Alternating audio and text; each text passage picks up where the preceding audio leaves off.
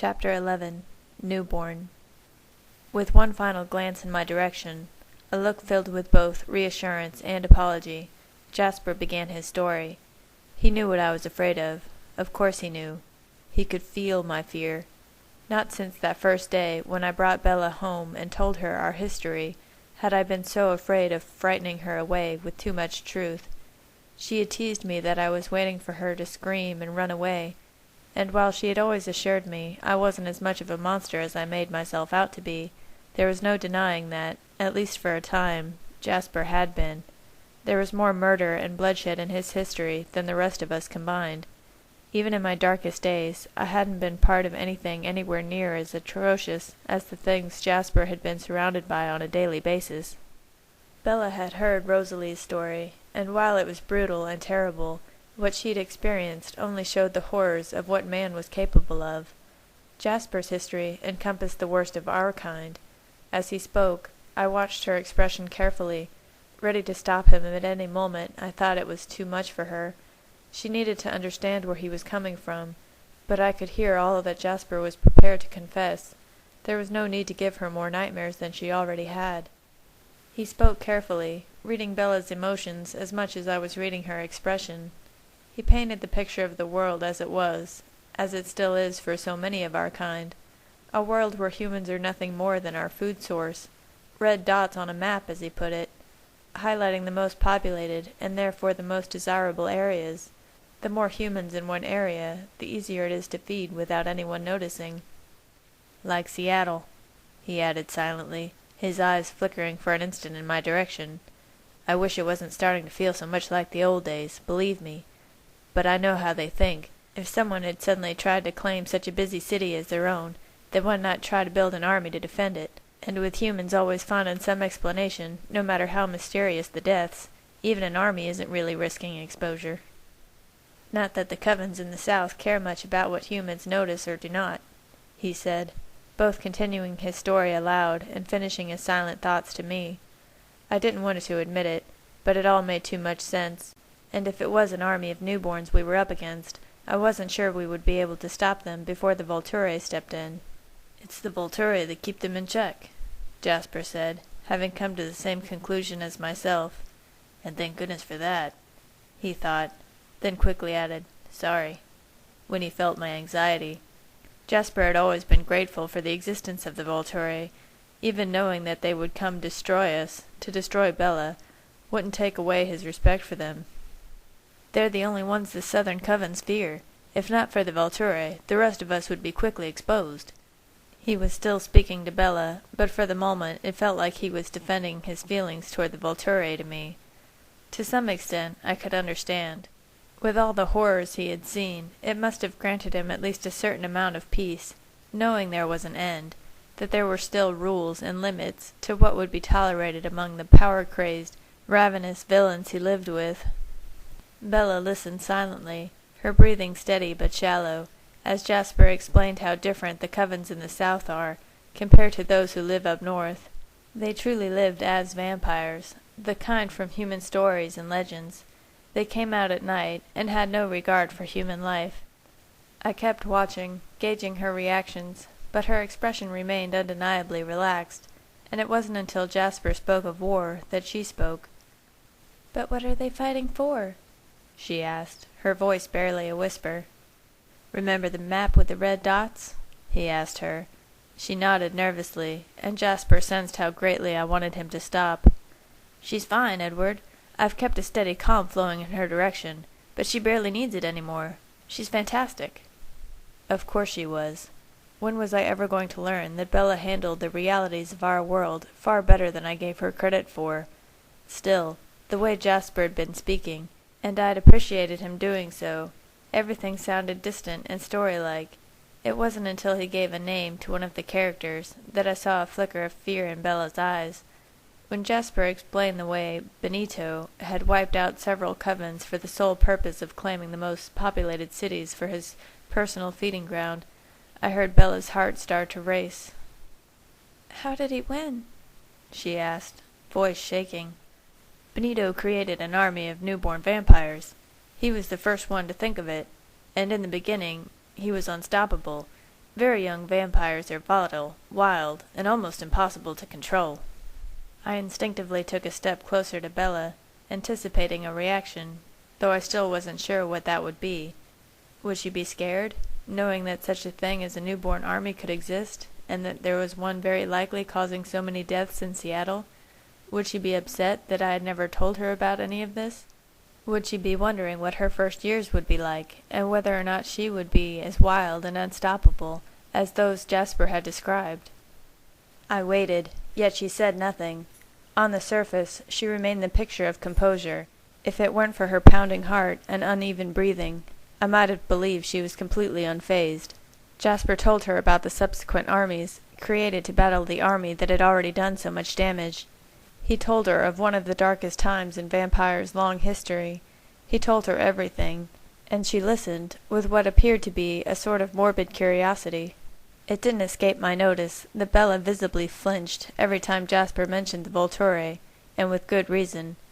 Thinking about them was surely the most difficult part of the story, because while perhaps she could picture, to some extent, the things Jasper had described, the Volturi were already very real to Bella, and while I could assure her we would know long before they came for her, she still feared them above all else.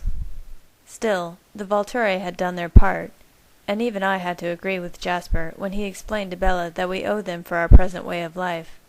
I couldn't even imagine what would have happened if they hadn't stepped in when those first wars broke out. No city would have been safe, and vampires would not have remained merely legends. All mankind would have known what we were and what we sought. Every human would fear for their life. Yet, because of the Volturi, we remained hidden, those like my family and I even able to interact with them in something resembling a normal life. I think she already knows what I'm about to say, Jasper suddenly thought, bringing my attention momentarily away from Bella. He looked me in the eye for one split second before continuing. The wars resumed, but on a smaller scale. Every now and then, someone would go too far. Speculation would begin in the human newspapers, and the Volturi would return and clean out the city, but they let the others, the careful ones, continue. Then, just as Jasper had predicted, recognition set in. "That's how you are changed," Bella whispered. "Yes." I wanted to tell him to stop, to leave it at that, but what was started needed to be finished. Bella's curiosity was piqued. How could someone who was created for the purpose Jasper was, end up with a family like ours, protecting life rather than taking it without thought? As Jasper continued, I found myself in a dire need of a distraction, so I went back to counting Bella's heartbeats. He spoke only briefly about his time with the Confederate Army. He, like myself, had been caught up in the idea of it, romanticized as it had been. Because of his gift, he had done particularly well. It was also likely that the main reason the vampires who had changed him had singled him out was because they sensed what he was capable of. Over time, he had learned to embrace his gift, but in the beginning he had plenty of reason to resent it. Jasper had gone over that night 1,000 times in his mind, yet I could still hear the bitterness in his voice as he described it to Bella. "He looks right. Young, strong, an officer," they had said. "And there's something more. Do you sense it? He's compelling." They chose me because they knew what a powerful addition to the group I would prove to be. They could feel that I was special, even when I was just a weak human. Why couldn't I have been like the rest? Jasper had long ago come to terms with the hand he had been dealt. Most of the time he was actually very happy. He had Alice, and he knew if his life had followed the normal path, he never would have found her. Still, even the most content of us couldn't help but wonder, what if? What if he had been just another soldier? Would they still have chosen him if they hadn't felt what he was capable of? What if he had never joined the army to begin with? Where would his human life have taken him? As Jasper spoke of the moments just before his life ended, I felt him send out a wave of calm energy, and for the first time since he had started his story, I wondered if it was more for his own sake than for Bella's. Whenever any of us thought about our transformations, it was hard not to remember the pain in violent detail, and it almost seemed as if he were trying to numb himself before speaking the words out loud. No amount of calm emanating from him, however, could fully keep the panic I was feeling at bay. I had always been very vague about the process with Bella, and even though it was only fair for her to know exactly what was going to happen to her if she followed through with her plans, somehow I wasn't quite ready for her to hear it. I was about to interrupt, but of course Jasper was one step ahead. He felt my hesitation, or my nerves, and let out a quiet sigh. Fine, he thought, but the more prepared she is, the easier it will be for her. A few days later, he continued, I was introduced to my new life. I knew the next part of Jasper's story was the most difficult for him to talk about, and it didn't surprise me when he glazed over certain details. During his early years, he was an integral part of Maria's army, learning to fight and training the other newborns as well. He was rewarded often, and of course there was only one type of reward a newborn vampire was interested in: blood. Jasper refrained from saying the word out loud, not only for Bella's sake, but for his own as well. Even after all of his years with our family, a part of him would always miss the freedom that came with feeding according to our nature rather than our conscience. The degree to which it pained him to abstain was his darkest secret, and only I truly knew the daily struggle it was. Alice understood to a point, but when Jasper was tempted, all she saw was the final outcome. She could see when things were difficult for him, but she always saw him stopping before he went too far. She didn't hear the battle raging inside him the way I did. It didn't escape my notice that whenever Jasper spoke of the rewards he had been given, he found himself more aware than usual of how appealing Bella's blood was. I instinctively moved closer to her, ready to defend her against him as I had once done, but he shook his head almost invisibly and let another wave of calm wash over the room. I'm in control, Edward, I promise you. No amount of thirst will ever disarm me like that again, at least not where Bella is concerned. I'll never forgive myself for the pain that one moment of weakness caused the two of you, and I won't ever allow it to happen again. I relaxed when I heard the sincerity of his words, mirrored by the absolute determination in his mind. As the minutes passed, I stopped waiting for Jasper to lose control, or for Bella to hear something that was too much for her, and when I was finally able to do that, I found myself captivated by Jasper's words. I had heard the story countless times through the medium of his thoughts, but it was so rare to hear him speak any part of it out loud that I became entranced.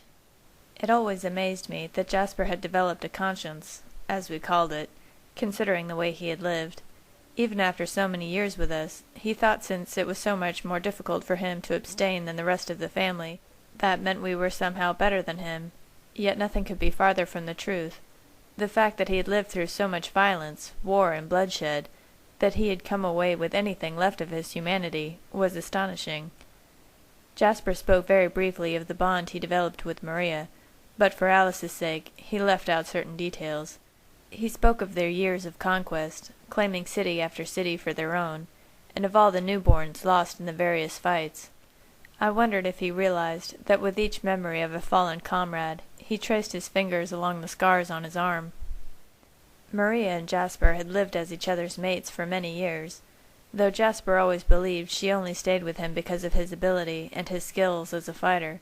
It was probably the only reason he was able to leave so easily when the opportunity for a new life presented itself. When Jasper explained that it was eventually his responsibility to dispose of the newborns when they were no longer needed, I heard Bella gasp. I took a step closer to her, eyes wide, silently pleading with Jasper not to go on. She's troubled, but it's coming from concern and empathy for me, not fear, Jasper assured me. I forced myself to relax again, but was thankful when he moved on quickly, focusing on his time with one of the surviving, more civilized newborns. When Peter couldn't take their way of life any more, Jasper had allowed him to make his escape. It was the first time he had defied Maria. As soon as he began talking about the day Peter had come back for him, his expression softened, and I knew the worst was over. Peter told me about his new life with Charlotte, told me about options I never dreamed I had. In 5 years they had never had a fight, though they had met many others in the north, others who could coexist without constant mayhem. In one conversation he had me convinced. I was ready to go, and somewhat relieved I wouldn't have to kill Maria. I had been her companion for as many years as Carlyle and Edward had been together, yet the bond between us was nowhere near as strong. When you live for the fight, for the blood, the relationships you form are tenuous and easily broken. I walked away without a backward glance. "It was the first time I saw a glimpse of our future together," Alice thought to herself as a smile lit up her face. "I still had a long wait ahead of me, but that was the decision that would eventually lead him to me. Everything was much better once I knew he was coming." Jasper couldn't hear her words, but he could certainly feel her love, making it easier to talk about those final years of his old life, before he had found Alice, before everything changed. He could still remember in agonizing detail every life he had taken. He told Bella how it was so much worse for him because he could feel everything his victims felt. She gazed at him with empathy and understanding in her eyes, and I loved her even more for it. Jasper was telling her in brutal honesty about the lives he had taken, yet the emotion on her face was nothing but pity for the way he had suffered. "I tried to kill less often," he explained, almost an apology, though Bella was anything but accusatory. "But I would get too thirsty, and I would give in. After a century of instant gratification, I found self-discipline challenging. I still haven't perfected that. I was expecting the usual onslaught of guilty thoughts and self-loathing, but it never came. Maybe he was finally starting to realize none of us ever expected an apology for the life he had left behind. Instead, Jasper's mind went straight to the diner where he'd first met Alice. He remembered the look on her face that day in perfect clarity. In his mind, she was perfection, an angel sitting alone, waiting for him. His memory of that first moment was so personal, so intimate, I felt as if I were intruding by listening to it. I was in Philadelphia. There was a storm, and I was out during the day, something I was not completely comfortable with yet. I knew standing in the rain would attract attention, so I dunked into a little half-empty diner. My eyes were dark enough that no one would notice them, though that meant I was thirsty, and that worried me a little. She was there, expecting me, naturally. Then, for the first time since he had started his tragic story, Jasper's face lit up, and he laughed quietly. She hopped down from a high stool at the counter as soon as I walked in, and came directly toward me. It shocked me. I wasn't sure if she meant to attack. That was the only interpretation of her behavior my past had to offer. But she was smiling, and the emotions that were emanating from her were like nothing I had ever felt before. "I was already in love with you, silly," she thought. I smiled, wishing for just one moment that Jasper could be the mind-reader, though I was sure Alice had told him many times. For her, their love story had begun long before they met. "You've kept me waiting a long time," she said. Jasper grinned as he quoted Alice's first words to him, and I wondered if he noticed the way she mouthed them right along with him. Alice had been inching closer to Jasper, needing to be closer to him, but not wanting to interrupt until it was time for her part of the story.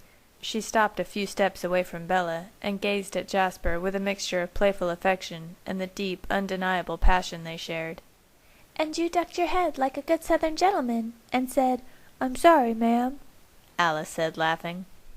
My own personal savior, Jasper thought, staring at Alice.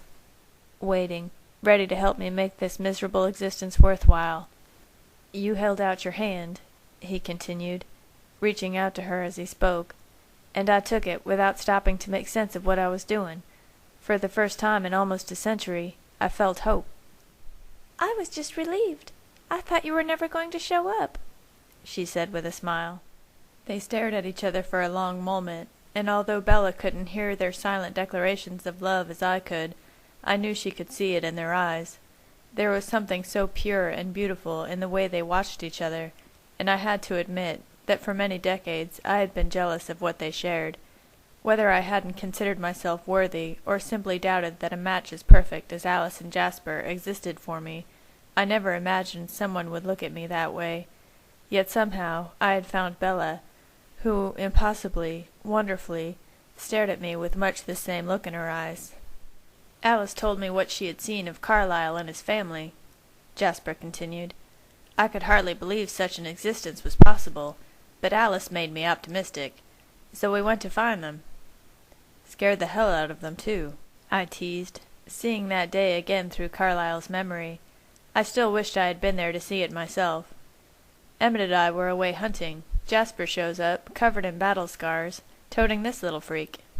I laughed, reaching over to Alice, who greets them all by name, knows everything about them, and wants to know which room she can move into. Jasper and Alice laughed, both reliving the day that changed everything for them. I had already seen Carlyle inviting us to stay. Asking just seemed redundant. I smiled at her. She had never been one for formalities. When I got home, all my things were in the garage. Your room had the best view, she said with a shrug, and I joined in their laughter. That's a nice story, Bella said, stopping us all in our tracks. And you were worried she'd run screaming, Alice thought sarcastically. Your girlfriend, the eternal optimist, Jasper added, shaking his head in wonderment. I mean the last part, she explained sheepishly. The happy ending, with Alice. Alice has made all the difference. This is the climate I enjoy. Without her, where would I be? It was something we thankfully would never have to consider, though I think Jasper and I both knew the answer. While his conscience had been troubled over the way he was living, without Alice leading him to Carlyle, he never would have known he had another option besides killing and living with the guilt. I still don't understand why I didn't see anything, Alice thought dejectedly, bringing me abruptly back to the present and reminding me what this was all about. An army! Why didn't you tell me? We all turned our attention back to Jasper, who was still trying to make sense of it all in his mind. I thought I must be interpreting the signs incorrectly, because where is the motive? Why would somebody create an army in Seattle? There's no history there, no vendetta. It makes no sense from a conquest standpoint either. No one claims it. Nomads pass through, but there's no one to fight for it. No one to defend it from. But I've seen this before, and there's no other explanation. There's an army of newborn vampires in Seattle. Fewer than 20, I'd guess. The difficult part is that they're totally untrained. Whoever made them just set them loose. It will only get worse, and it won't be much longer till the Volturi step in. Actually, I'm surprised they let it go on this long. I moved closer to Bella, her breath catching at the mention of the Volturi, as I listened to the thoughts around me. His story at an end, Jasper once again had the entire family's attention. What we were discussing now involved all of us, and everyone was struggling to find a solution. "What can we do?" Carlyle asked. "I don't want this to end in a fight, but surely it needs to end somehow." "If we want to avoid the Volturi's involvement," Jasper said, glancing quickly and determinedly in my direction, "we'll have to destroy the newborns, and we'll have to do it very soon. Edward, I know Carlyle won't like it, and if we can do it without him, we will. Maybe we can get help from Tanya. I can teach you how. It won't be easy in the city. The young ones are concerned about secrecy, but we will have to be. It will limit us in ways they are not. Maybe we can lure them out." Emmett was already getting excited, thoughts racing through all the ways we could corner them, but my mind had already started to form a very different picture. "Maybe we won't have to," I said dismally. "Does it occur to anyone else that the only possible threat in the area that would call for the creation of an army is us?" "You honestly think any vampires out there see us as a threat, when we aren't even competing with them for human blood?" Jasper asked. I nodded almost invisibly. The fact that we didn't partake in the same food source wouldn't matter to whoever started this. If they heard rumors about our chosen diet, which seemed unlikely, chances are they wouldn't believe it. Even James's coven had been skeptical until they saw it for themselves. "Tanya's family is also near," Esme whispered, trying to deny what suddenly seemed so obvious to me. Of course she wouldn't want to believe that we were inadvertently the cause of what had turned into an inherent amount of bloodshed, but it seemed the most likely explanation. "The newborns aren't ravaging Anchorage, Esme," I said as kindly as I could. "I think we have to consider the idea that we are the targets." "They're not coming after us," Alice said, with more confidence than her thoughts betrayed. "Or they don't know that they are. Not yet. Then again, what do I know? I didn't even see that it was an army." Alice had never been very forgiving of herself when things slipped through the cracks, and admittedly I hadn't helped matters any by making her feel personally responsible where Bella's future was concerned. I was about to apologize and tell her that anything she sees, no matter how insignificant, is helpful, when I was bombarded by a sea of images. They were unclear, blurry almost, as if they were changing so fast she couldn't make sense of them. "What is that?" I asked. "What are you remembering?" "Flickers," she said, trying to concentrate but coming up short. "I can't see a clear picture when I try to see what's going on. Nothing concrete. But I've been getting these strange flashes. Not enough to make sense of. It's as if someone is changing their mind, moving from one course of action to another so quickly that I can't get a good view." "Indecision?" Jasper asked. "That can't be right. Newborns act on pure instinct. Decision or indecision shouldn't come into play at all." "I don't know," she said, closing her eyes as she tried even harder to focus. "Can you see what I'm missing?" she asked me silently, desperately. "Can you please make sense of it all before it drives me mad?" "Not indecision," I snapped, realization settling in. "Knowledge. Someone who knows you can't see anything until the decision is made. Someone who is hiding from us, playing with the holes in your vision." "Who would know that?" It was all starting to feel like a sadistic game, and there was only one person I could think of who absolutely loved games. "Aro knows you as well as you know yourself," I said coldly. "But I would see if he decided to come." But that was exactly the point. They hadn't decided to come. "Unless they didn't want to get their hands dirty," I said dryly. I was surprised when Rosalie was the first who understood. "Of course. A favor," she said, almost to herself. "Someone in the South, someone who already had trouble with the rules, someone who should have been destroyed, is offered a second chance. If they take care of this one small problem, that would explain the Volturi's sluggish response." "Why?" Carlyle gasped. Even though he knew perfectly well what they were capable of, Carlyle still liked to believe that the Volturi were inherently just, and that while their methods were extreme, in their minds they were merely protecting vampire laws. He didn't want to think that they were capable of wiping out an entire family without cause. Of course, he hadn't heard Aro's thoughts. He didn't understand how consumed with power he was, and how fearful he became of the growing strength of Carlyle's family. "There's no reason for the Volturi," he started to argue. "It was there," I said softly, wishing I didn't have to say the words out loud, wishing he could just hear what I had heard and understand that the Volturi are only ever looking out for themselves. "I'm just surprised it came to this so soon, because the other thoughts were stronger. In Aro's head, he saw me on one side and Alice on his other, the present and the future, virtual omniscience. The power of the idea intoxicated him. He wants to destroy us to get to you and Alice? He thought. That makes no sense. He must know you'd never follow him if he took your family away from you." I shook my head minutely, looking into his eyes as I continued. "I would have thought it would take much longer to give up on that plan. He wanted it so much. But there was also the thought of you, Carlyle, of your family growing stronger and larger, the jealousy and the fear, you having, not more than he had, but still, things he wanted. He tried not to think about it, but he couldn't hide it completely. The idea of rooting out the competition was there. Beside their own, ours was the largest coven he'd ever found." "No, this can't be right. The Volturi wouldn't pick a fight out of jealousy." He was trying to find a way around it, but beneath Carlyle's attempt to deny what I was telling him, even he started to see that it made sense. "They're too committed to their mission," he tried to argue. "They would never break the rules themselves. It goes against everything they've worked for. They'll clean up afterwards. It would be all too easy. Whatever story they told, there would be no choice but to believe.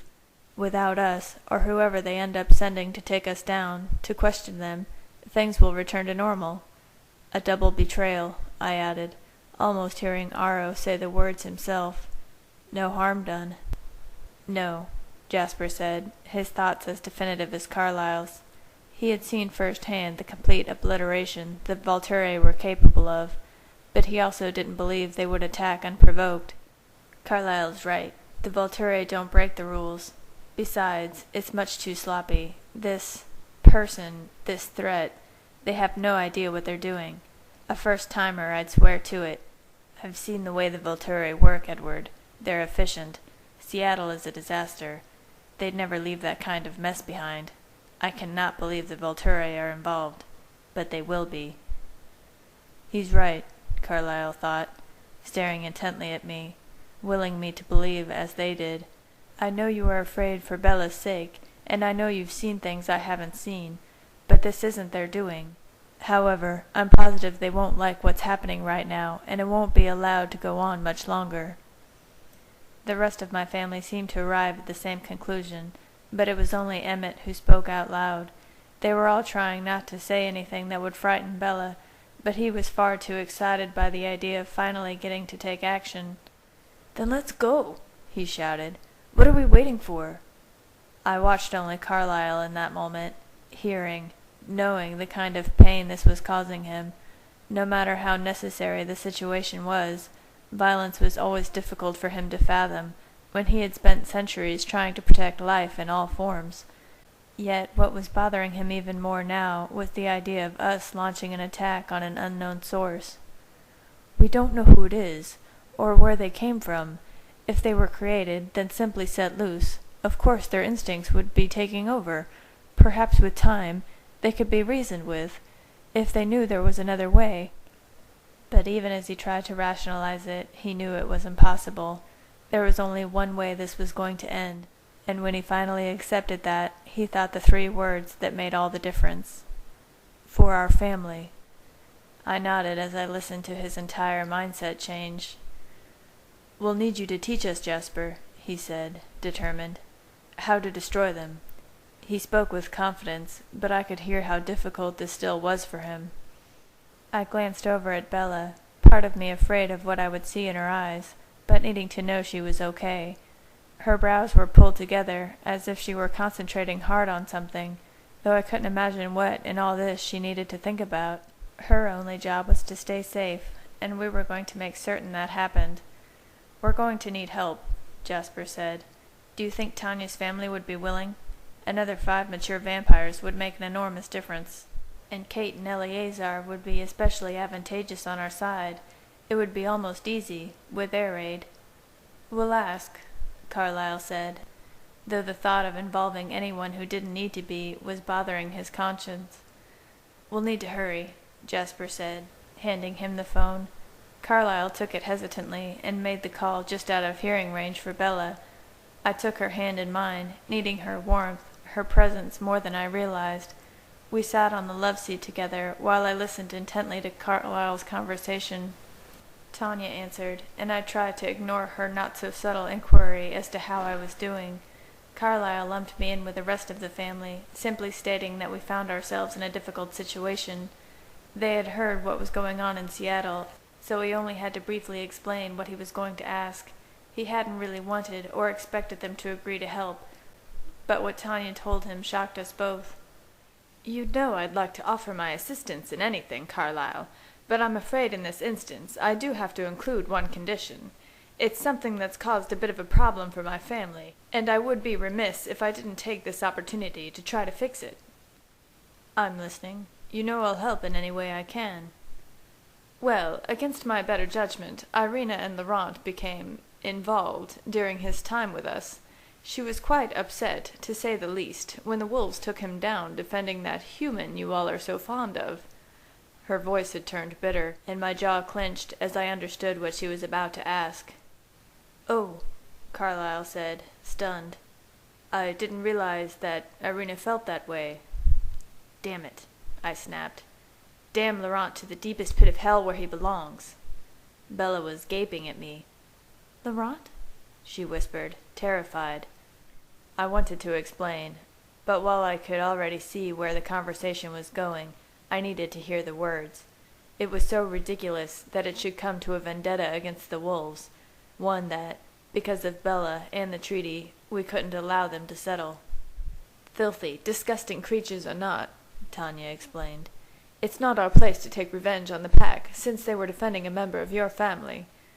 I could almost see her rolling her eyes as she said the words, baffled at how we could welcome a human so completely into our world. "Surely you're not asking our permission," Carlyle said, forcing his tone to remain calm. Like myself, I didn't want to believe that it had come to this. our closest allies, unwilling to help us unless they first destroyed our closest yet untouchable enemies. That's exactly what I'm asking, she snapped. And if you ask me, we're making a pretty good deal. You're not allowed to take care of your wolf problem, but we are. Just say the words. Those we leave alive will never know it had anything to do with you. There's no question of that, Carlyle said firmly. We have a truce. They haven't broken it, and neither will we. I'm sorry to hear that. That they killed Irina's mate? That she's been inconsolable ever since it happened? You must understand how she feels, Carlyle. Of course. We'll just have to do our best alone. He hung up quickly, mixed feelings about knowing we were on our own.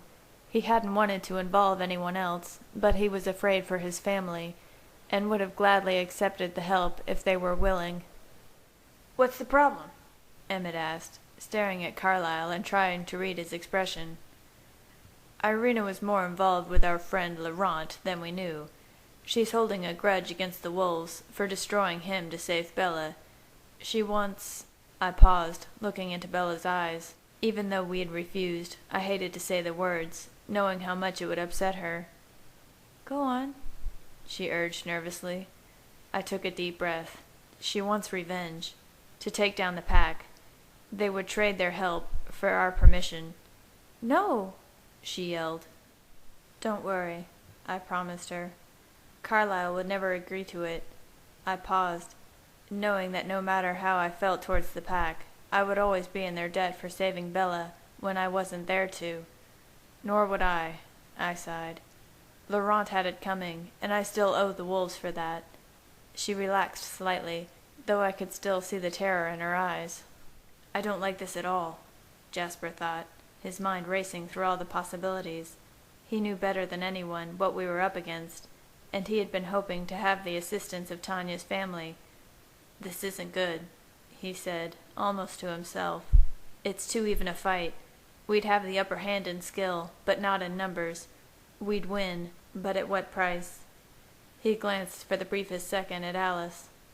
Without her, I'm nothing. With that, it all started to sink in. My family was about to take on something bigger than we had faced together, and the hardest part was that it wasn't even our fight. Yet, to keep the Volturi away, what choice did we have? I tried not to see the fear in Bella's eyes, but it was unmistakable. She heard Jasper, and seen the way he looked at Alice. She knew there was a chance someone would be lost. For the first time, I had a flash of fear for my own life. Not because I was afraid of what it would mean, that I might finally find out the true fate of our souls. I was afraid because I had made a promise to Bella. I told her I would never leave her again, that I would always be there to protect her. As I stared at her, the one who had made all the difference, I knew I would fight with every ounce of strength in my being, and nothing would stop me from coming home to her. I'd be damned before any army, no matter how strong, made me break my promise.